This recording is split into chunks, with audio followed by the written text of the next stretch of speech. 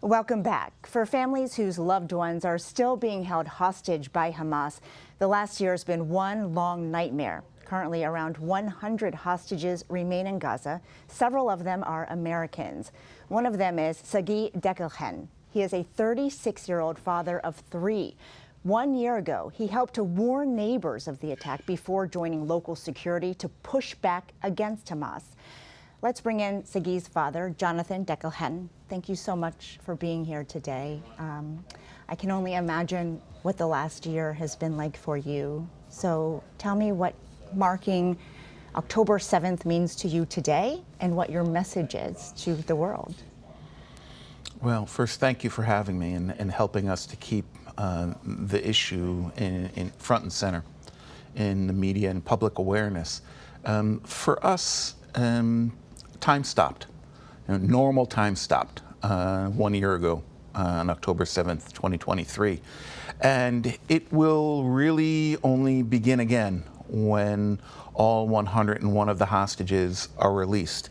Of those 101, 29 are from my kibbutz, from my small cooperative farming community on the border with Gaza. 29 remain. Of them, 9 we have confirmed were murdered by Hamas. We don't know the fate of the other 20, including my son. I think it's important that this issue not get lost, these 101 Israeli hostages, in the news cycle here in the States or anywhere else, amid all of the other issues that are out there, including the escalation of conflict in the Middle East, with now Israel facing conflicts in Lebanon, with Iran, with the Houthis in the West Bank. Because at the end of the day, the only way to unlock this deadly spiral and to somehow or another diffuse it is by reaching an agreement with Hamas, the devil, but the devil that holds our loved ones, reaching an agreement with Hamas to get the hostages home and create a ceasefire. That will allow the temperature to cool in the region and to, we hope, bring some reason back to our area of the world. And what is the latest information you are getting from Israel and from the U.S. about where those efforts stand? I know there have been multiple times when it seemed like there was going to be an agreement that ultimately fell apart. Well, unfortunately, for several weeks now, things have been at a standstill in the negotiation process.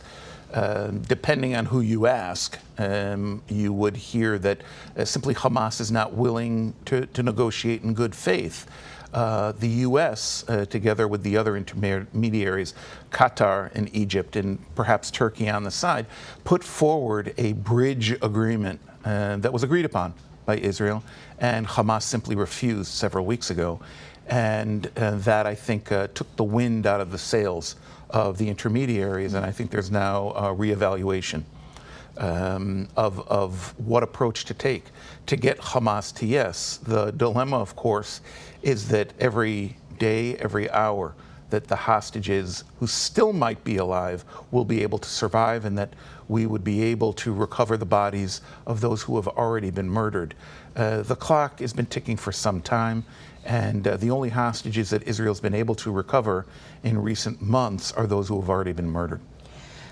You mentioned all of the other things happening right now in the region.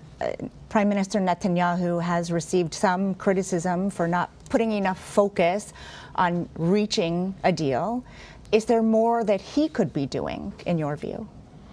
Well, it's, in full disclosure, I've been one of his bigger critics since the start of this horrible year. Most of Israeli society, for months and months now, has been out in the streets protesting against the government. That most Israelis believe has not done enough, has not prioritized the lives of the hostages within its wider war aims. That's an ongoing conflict between the government and hundreds of thousands, millions actually in the aggregate of Israelis who have been protesting in huge numbers. It's clear that Prime Minister Netanyahu and his ministers lip service aside, are not prioritizing the hostages and have, over the months, put up obstacles to the negotiation process by introducing new terms, new items that were not there before, and claiming that these are, immovable objects in the negotiation that simply weren't there before. But right now, the place that we're at is the weight is on Hamas to agree to something, and they seem completely unwilling to do that. And you are obviously keeping this effort going. You're speaking out. Can you talk to me about, on a personal level, what you are doing to make sure Sagui's children, know everything that you want them to, think about, even though their father is not with them? Well, Sagui has 3 little girls, one of whom he's never met. She was born 2 months after the massacre. Her mom and 2 sisters, at the time 2 and 6 years old, miraculously survived the massacre on our kibbutz. We really can't hide the truth from them because they experienced on October 7th what it is to be in the midst of a barbarous massacre of civilians perpetrated by Hamas. They heard it, they smelled it, they saw it happening all around them. They are aware that now the 3 and 7-year-old are aware that their father is a hostage in Gaza. They know that we are doing our best to get him home, but most of their questions we don't have answers to. When is he going to come back? Is he okay? And that rips one's heart out every time anew when those questions come up.